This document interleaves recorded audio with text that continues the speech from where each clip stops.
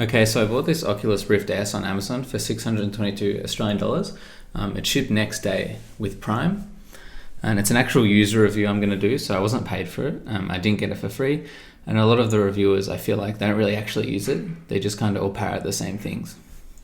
So I've spent over 120 hours in the headset, and I'm pretty much just going to go over my experience. Before I used this, I hadn't used VR before, only a couple of times. I used a Cinema One in Japan, and then a VR phone headset things, which were pretty gimmicky at the time. So I'm just going to go over the positives, the negatives, and then I'm going to just go through the questions I had before I bought it, and now that I've used it for over 120 hours, and then I'll go into a quick discussion / summary. If you have any questions, just please put them down below and I'll go through them all. So I guess the positives, this is definitely the future. It's insane just using this headset. It really does teleport you just to other worlds. It blew my mind away how good it was to actually use. You see things in real 3D. So like you can see when things 1 meter away and you can see when things 500 meters away. It blew my mind. I didn't realize it was actually 3D. So you have real depth perception. It takes you completely to other worlds. Every time I use it, I just forget how good it is. Like I'll go and do something like, oh, it's not that good, and then I'll use it and it'll blow my mind away. I was playing Vader Immortal. I beat all 3 episodes, and you're actually in the world with a lightsaber, fighting against Vader, which just blew my mind away. Every time I use it, I just forget how good it is. And you can play, I just wanted to mention as well, you can play Steam games. You can play any games you want. You're not locked into the Oculus ecosystem with the Rift S. You're completely free to do whatever you want. So you can download games, you can pirate games if you're so inclined, and you can really do whatever you want because you don't need a Facebook account to actually use it. So it's so easy to set up as well. You just kind of draw your room. This is all you need. So you just need these and the 2 controllers, and you obviously need a computer with a DisplayPort, USB 3. Anyway, it's so easy to set up. It's literally just plug and play, and then you draw your area with the controllers, and it's so simple. The strap is really good as well. It feels really comfortable on your head. That's not a concern. It works perfectly. Don't even worry about it. One thing that was kind of annoying is like you have to loosen it and then put it back on, but don't even worry about that. Again, it was just so easy to set up. And I'd also want to mention as well, the controllers are great. They're not as good as the Steam controllers, I don't think, but they fit so comfortably in your hand. Like you forget you're using them. They're perfect, and the finger tracking is really good as well. So the controllers are perfect. They're light and easy to use. You forget you're even using them. They just fit so comfortably into your hand. It just kind of feels like you're just using your hands. So it also has a built-in mic and speakers, which are really good. A lot of reviewers I noticed said the built-in speakers were terrible. They're good, in my opinion. I just have like a pair of Bose QC35s from like a long time ago that I use every day. So I use these for some extra sound if I want it, or if someone's sleeping. Obviously proper headphones are better, like my Bose ones, but they're good enough. Not as bad as everyone said they were. I was expecting airplane headphone quality, but these are actually pretty good. And the mic's really good. It works really seamlessly as well, and it's all spatial. As well, I wanted to mention piracy. It's super easy to get free games, especially if you just want to try a game before you buy it, or you don't want to buy Superhot for the 15th time. And there are so many games you can play now, like Half-Life Alyx and Star Wars Squadrons. So I've played through Half-Life Alyx, which was just incredible to play. I'm about to play Star Wars Squadrons. I've played Vader Immortal, Robo Recall, Hot Dogs and Hand Grenades. I'm playing Boneworks as well, but I've mainly got it to play Boneworks and Half-Life Alyx, but Boneworks just makes me so motion sick. It's undescribable, like head vomiting. And before I got it, I thought, anyway. And so I'll get into the negatives now. So these are my negatives, what I think about when using it. Not really into comparison to other headsets, but this is just my experience. So the resolution is the main problem. Despite what people say, it's just not there yet. It literally feels like you're staring at a screen from 1 centimeter away.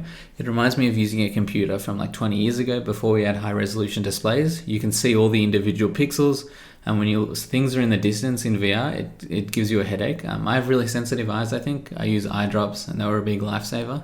But I have dark mode everything, and even then, for more than like 20 minutes at a time, it was really burning my eyes, it felt like. And you can really see those individual like pixels. You can see the lines on the LCD display. So it's very painful for long periods of time. My eyes were always bloodshot when I came out. Another really annoying thing was the cable. Generally annoys me every time I use it. It gets all coiled up, and like you have to kind of, it's on the left, and it's kind of always in your way. A lot of reviewers suggest that you like sort of put it to the back and clip it there. I tried that for a bit, which made me see an improvement, but it really was annoying. And after 120 hours, I still use it and think, God, this cable's annoying. It always gets tangled up, and it looks like it's about to snap if you tangle it up too much, and you have to untangle it every time you use it. Just something that was annoying, something to think about. Glitches, sometimes my hand movements just felt really slow. I have a Titan X Black with 6GB of VRAM and a Ryzen 7 3700X and like 32GB of RAM. So my computer's alright, maybe my graphics card isn't the best, and it definitely was lagging a bit. Sometimes the sensor messes up and Oculus doesn't recognize the headset, so I had to unplug and replug it in.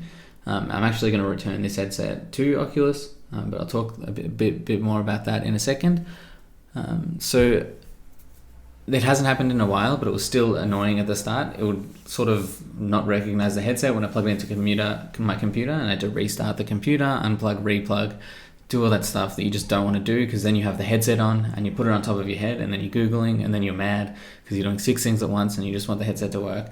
Another thing that drove me insane with this headset is the lenses kept fogging up. So it was very, very annoying. Even after 120 hours of use, I swim a lot, and I know the classic, you spit on the lenses and then rub them, or you put soap on the lenses and rub them, and even with that, it still kept fogging up, which was just driving me absolutely insane. But it seemed to get better the longer I played with it. Sometimes the headset would just show up upside down for some reason, like it would literally just be upside down, which drove me insane again. And the DisplayPort, so the headset uses a DisplayPort for some god known reason, instead of using a HDMI cable, which is driving me insane because I feel like HDMI is really the standard, and I had to unplug my proper display to use HDMI, and it's only 90Hz panel, so there's no reason for them to use DisplayPort. The USB 3 cable is fine as well. So the updates, so apparently that Facebook's not supporting it, and the product's actually getting discontinued, so it's not being supported like the Quest and the Quest 2 is. But the way it works now is fine. It's a good standalone headset, but it looks like the Quest 2 is literally better in every single feasible way, which was kind of weird to me. I wish they'd make a new Rift S. I'm not really... But apparently the wireless is really good on the Quest 2, so I guess in short, just get the Quest 2, don't get this. It's cheaper as well. So it reminds me of where phones were before the iPhone, just the technology that is. There's lots of things that people haven't really worked out, like locomotion and movement. I don't know how anyone, I don't really get motion sick. I can usually use my phone in the car without too much trouble. I don't get airplane sick or boat sick, but my God, moving around with locomotion on this headset was the worst experience I've ever had. It was nauseating, and when you take it off, you have to you need a couple of hours to recover. It was it's gonna ruin my night. But teleporting movement was fine. I found the first sort of 15 minutes I used the headset, I needed to take a couple of hours to break, and then as I've used it over the 120 hours, it's just gotten better and better and better and better, to the point now where I can just use it for extended periods without getting as dizzy, but still that locomotion movement, it is just it makes you so sick. And the technology sort of reminds me of where phones were before the iPhone. A lot of things just aren't really ironed out, like that locomotion movement. The controllers, I really feel like the Quest 2 has just hand tracking. I feel like that's the future, not this. If you could just track your hands, and I think it'll get to that point eventually, but it's definitely not there yet. They just haven't worked things out, like that movement and hand tracking. It's so close, but it's just not there yet. The resolution, through lack of a better term, it's just trash. I was kind of expecting to use virtual desktop and just have 100 desktops around me, but it was just so bad. You can't. It's unreadable. It hurts to look at. It's just not there yet. And there is sort of a block when you use it. It's a bit of a hassle to set it up and use it. Not nearly as much as the previous generations, which I haven't used, and from what I've heard, but it is a bit of a hassle. I'm I have to put the headset on, I have to move some things around. But compared to other headsets, I think it's really good. So now I'm going to go into sort of some questions I had before I bought it. So the resolution screen door effect. Can you see the individual pixels? Yes. The resolution isn't very good at all. People always say, oh, well, you're just making excuses for it. It's a point of the technology being proved. The resolution isn't there yet. It's just horrible to use. So the field of view isn't an issue. It looks fine. I was worried there'd sort of be black bars at the top, but you don't even think about it. It's good enough. And you do lose yourself in worlds. You pretty much just forget you're in one. So I was playing Half-Life Alyx, and I just forgot completely I was playing a game. And it just feels like you're immersed in the world with that depth, the reloading.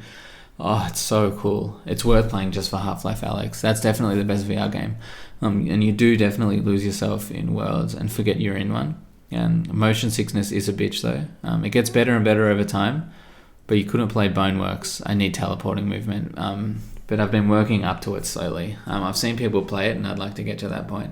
So I guess in summary, should you buy it? The short answer is no. But it's kind of a double-edged sword. I'd say just get the Quest 2. So I'm actually returning this for the Quest 2.